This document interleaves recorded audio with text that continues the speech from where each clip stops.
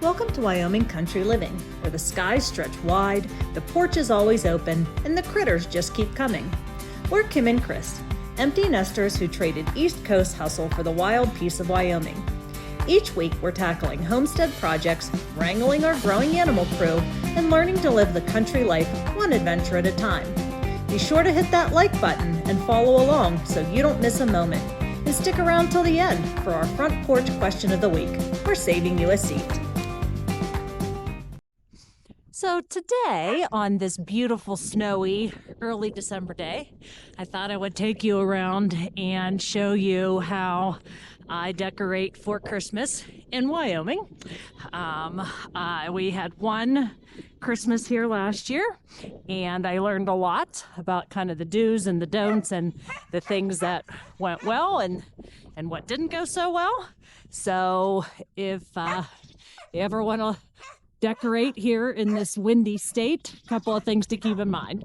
So first, I have this amazing shipping container that stores all of my Christmas decorations. This is the kitty's first experience with snow. But so all of my Christmas decorations are stored in this shipping container. And frankly, 90% of the decorations, or 90% of the contents of the shipping container are Christmas, because I do have a lot. So the first thing that I learned last year is we finished this shed last year, and I was super excited to get it painted and to get it decorated for Christmas. And I put these wreaths on it, and I think they lasted less than a week before they blew away, and I had to find them halfway down the property. So what I did to accommodate that this year is I have them wired to the nail that I put last year. But the thing that I did additionally this year was I added a second nail that I then just used one of the branches of the wreath to secure it at the bottom. So now the wind can't come and get them from underneath. So they've now been up for a couple weeks and they're doing great. This is the first real substantial snowfall that the goats have seen. They were hiding in their house till I came outside, and now they think I'm going to give them cookies, which I'm not going to do. You will notice that the goats do not have any Christmas adornments, and that's because they keep trying to eat my fake wreaths. So they don't get any Christmas decorations.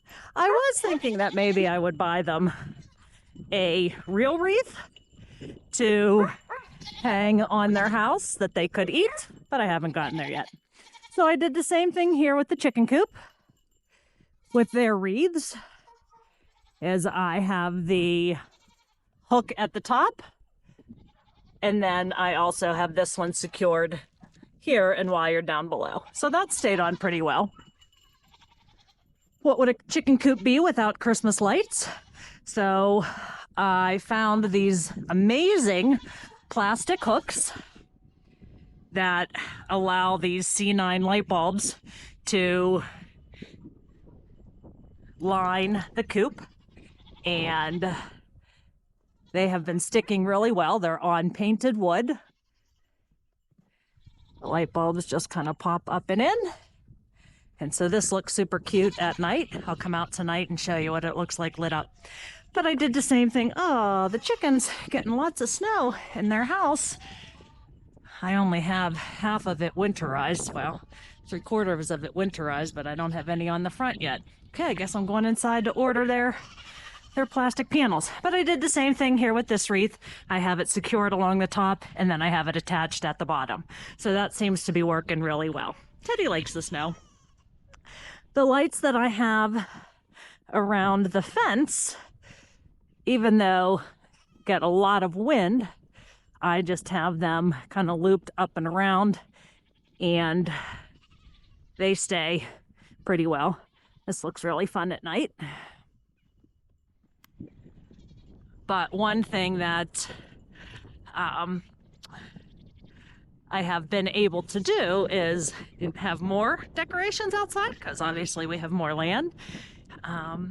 I don't have everything that we used to have outside, at some of the other houses just because I either have not found a way to secure it in the wind or just haven't gotten to it yet. But one thing that I'm happy with this year that I was able to do is I used to use this lighted garland on a small area of fence that we had in Ohio. And I have been able to line most of this fence, and at night it lights up.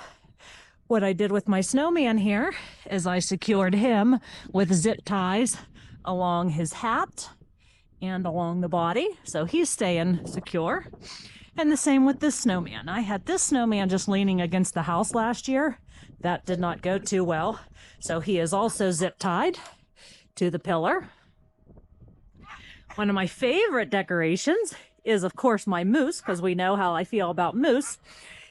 And last year I had him tied to one of those plant hangers like that, and it didn't work well.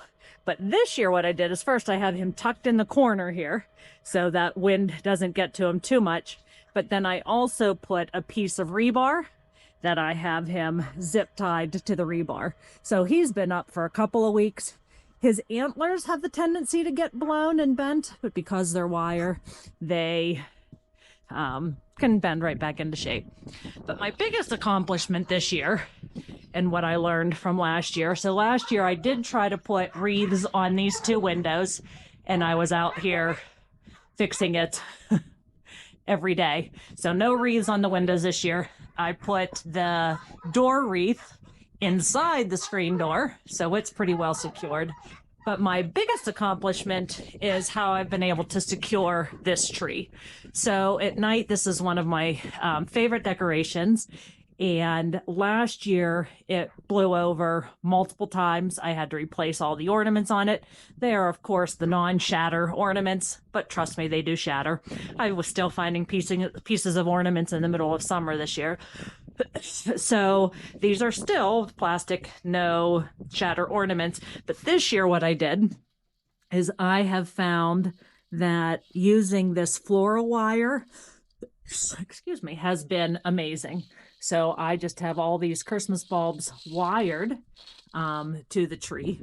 But the biggest win, we'll say, has been I used cement bags on the base, and I have another video that I'll show just that, to keep the tree stationary. So we had 55-mile-an-hour winds last weekend, and I was very afraid to come out what I was going to find here, and it was in good shape. The same with my sleigh. I have it tucked back here in the corner, leaning against the house. And I had it here last year, just on the front of the house, and it got too much wind. So tucked here in the corner has kept this sleigh standing up nice. As you can see, my star did blow off, so I'm going to reattach it. These two wooden trees, hey kitty, these two wooden trees that Chris made for me last year, and then I painted and strung the lights, really heavy duty, so they stay in place pretty well.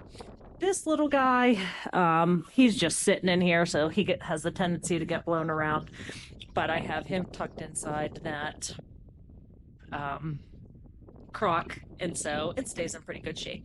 So I have less out here than I did last year. Last year, you can see the hooks there around the door. I actually had garland strung, and it looked pretty when it wasn't windy, but what happened is because of the wire and the garland blowing out here, it ended up scraping up the house that I had to repaint this summer. So I did not put garland this year. I'm still thinking maybe I could get some of that cypress garland, so maybe. There's Rippy. He likes the snow. But yeah, so that's how I was able to kind of windproof and decorate for Wyoming winters. And so far, so good. All right, decorating outside in Wyoming for Christmas. So I had this tree in this corner last year. It blew over multiple times. So this year, I was trying to come up with a way to not only keep the tree in place, but also this sleigh. And I have a couple of these bags of concrete that we bought for a project and didn't use, so I thought I would lay them along the base. But I already had my first faux pas, and I laid it down and put a hole in the concrete. So I'm going to fix that and then wrap the concrete bag in plastic and try that again. All right, maybe a better idea. I ended up finding some pieces of bubble wrap that I put on top of the stand. And then I wrapped the cement bags in plastic just to kind of prevent them from moisture a little bit. All right, so while this coop actually feels not too bad for the weather, I am going to try to insulate just kind of these eaves. Door. I need to do with this door the way I did with the other door. Actually, I'm gonna take this ladder down and block off the door so that as I'm working in here, chickens don't try to come in and go out. All right, so what I'm gonna try to do is I have this, I don't even know what it is. Some kind of like styrofoam stuff that I think we got from a TV. So I'm just going to use it to tuck up in these eaves, mostly to keep any wind from blowing up. Because I have the top vented, I'm not worried about it getting too bad in here. I'm going to find somewhere to put this. But what I'm going to try to do is cut this styrofoam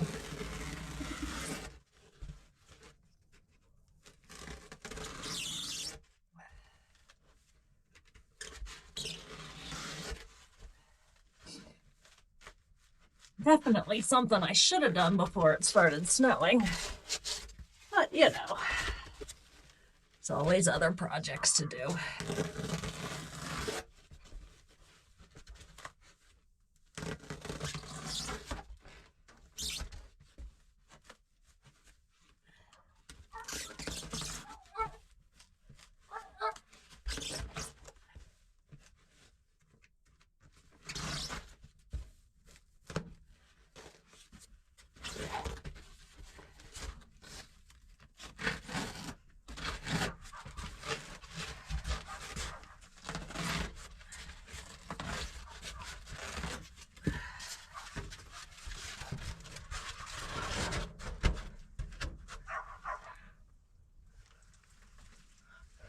I think that'll work.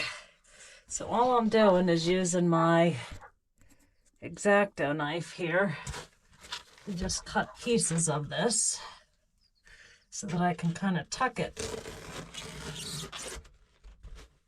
down in there.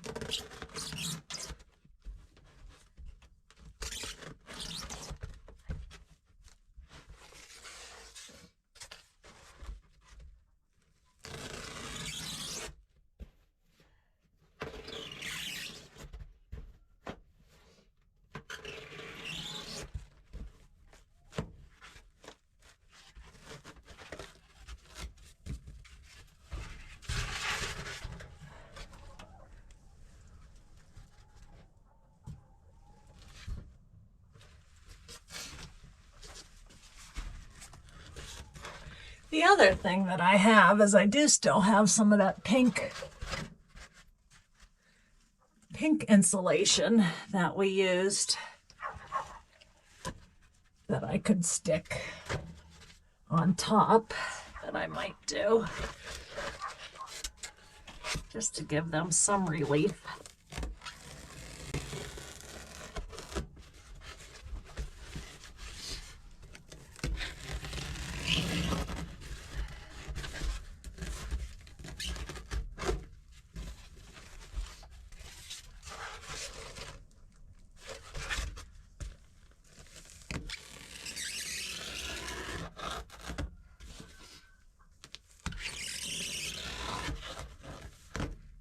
I am using the deep litter method in here for the winter, so I haven't cleaned it since October.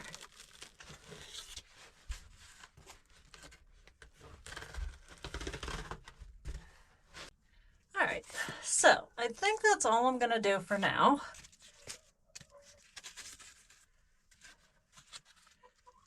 But, and I don't even know if I need that one. I think I'll take that one down.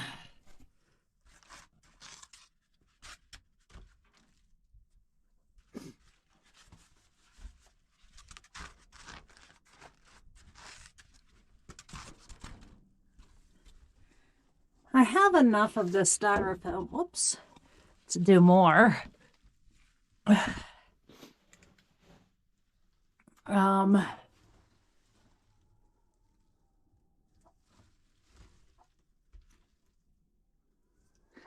And I still may come back with pieces of the pink to lay over there. But really, for as cold as it is outside, I'm kind of happy with how draft-free it seems to be in here.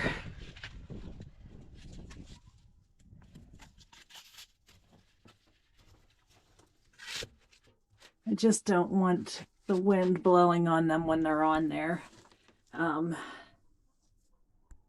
roosting bars at night. There they are. All right, put their ladder back up here. Oops. Yeah, I probably should leave my gloves on here to mess with their poop shelf. But so, put that down to cut those.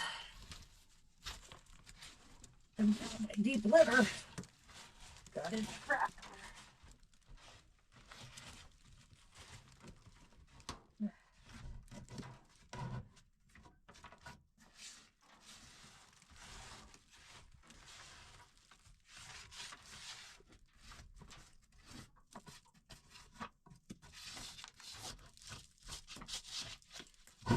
All right, that's better. Put their ladder back up.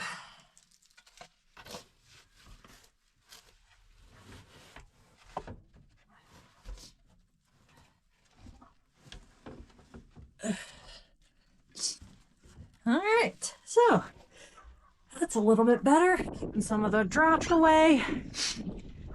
Gotta finish this side. Oops, knocked my wreath off.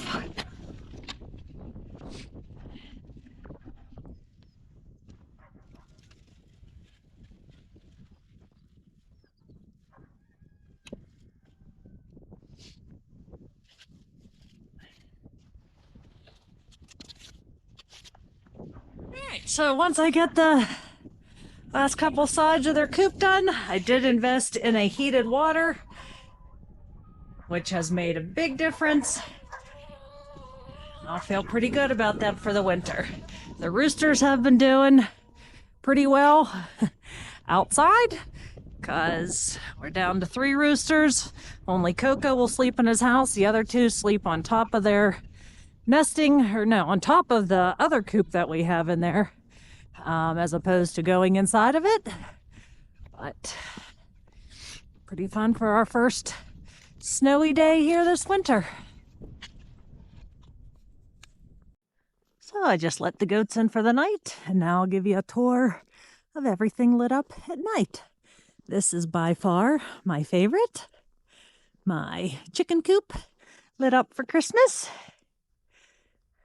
Looks awesome.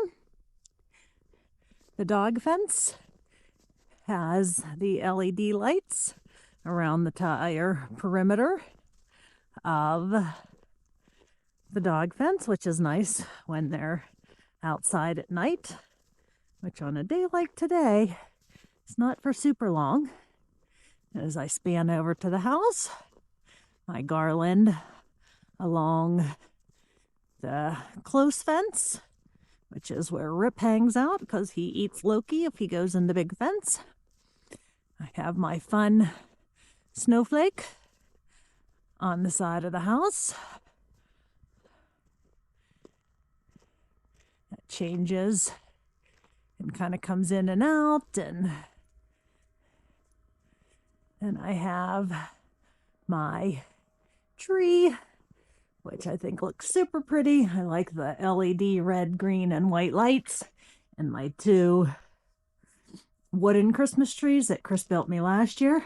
Can look back at a episode from last early winter to see how he made these 2 cute little wooden trees. And then if you're back further, far enough, you can see the Christmas tree in the office window that peeks out.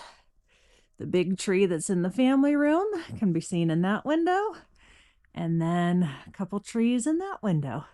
So super festive, although nobody comes here at night except Chris and I, and the occasional Amazon or UPS delivery. And then my moose all lit up at night is also super cute. So that's what everything looks like lit up at night. All right, we're back inside, finishing this closet space. Since the weather has turned pretty quickly, much more quickly than it did this time last year. We were still working outside in mid-December last year. Way too windy and cold. So today we finished the interior of the closet. So all the drywall is up and ready to be mudded, which is the next step after we finish the outside. So we have now shifted to doing this exterior wall of the closet. And once this is done, I will be able to mud and sand and paint. And then we can actually start moving things into the closet and start cleaning out this basement and make some progress with the basement.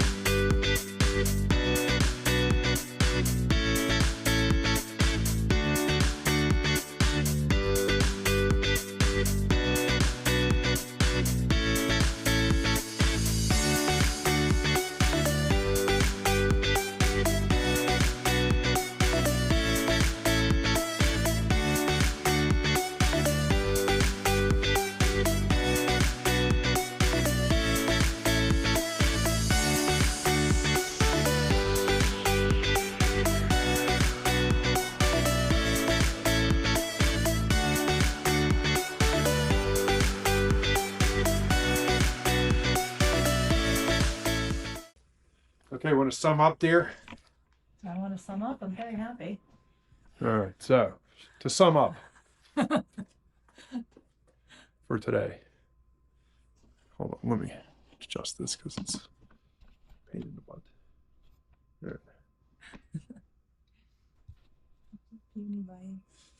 Oh wow, so I'm huge is what you're saying. All right, so we got this wall drywalled. Nice, luckily it was, basically 4 whole sheets almost. A couple little pieces, a couple switches and things to hang out, cut out. So we're gonna do this side tomorrow. And part of this wall, I'm not gonna do that part because we're gonna build another wall around here. So until that wall's built, I don't know where the drywall needs to end. So we're just gonna do this little side. So the closet is enclosed. When the builders built this house, they put one outlet in the basement, which powers the sump pump. When we did the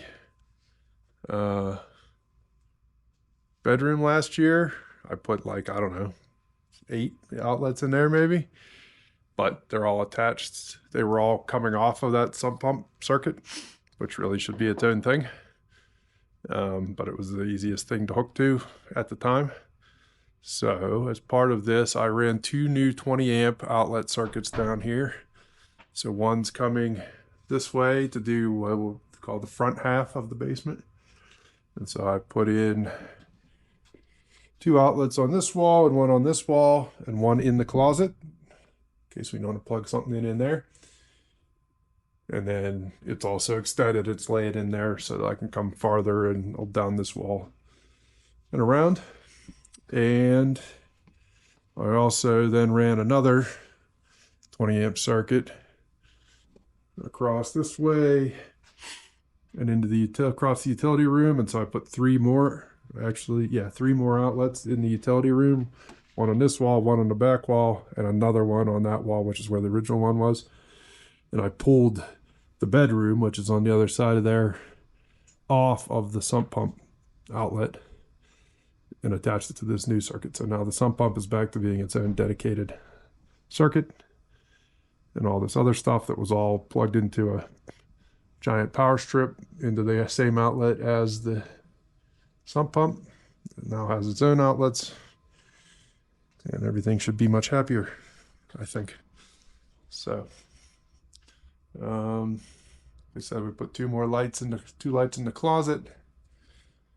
The lights, right, the builders put down here, there's what they had, 1 in the bedroom, 1 in the utility room, and 3 right, 3 in this general area. So obviously that's going to have to be supplemented. We're gonna have to put 1 here at the bottom of the steps and probably 1 over here, and then this is going to be the bathroom right here, obviously. So it's going to be at least 1 in the ceiling there, maybe 1 on the wall too. And we'll have to add some more over there and in that closet. I have a couple more lights for that closet that's going to be in the back. But we'll have to figure out what we want to do with the rest of these and move some stuff around. But it's getting there. At least Kim can, when we get the up tomorrow morning, this is the wall. Well, Kim wants the closet done so she can throw crap in there. She thinks she's going to fit a lot more stuff in there than she actually is, but at least she can get something in there. And then this area here is going to be her new office. This kind of corner here. So we have some pieces. We're going to build a desk, an L-shaped desk in this corner, and she's going to move her stuff down here. We'll probably pull up something over here to put a light over top of her here so that she doesn't have to sit in the cave the whole time. Or she could have a lamp. But all right, so that's where we are. We'll see. If I make a video tonight, this will be the end of it, and you'll see the rest of it next week. And if I don't get around to it, well, maybe you'll see the rest of the drywall that we're going to do tomorrow on this video. All right, bye-bye.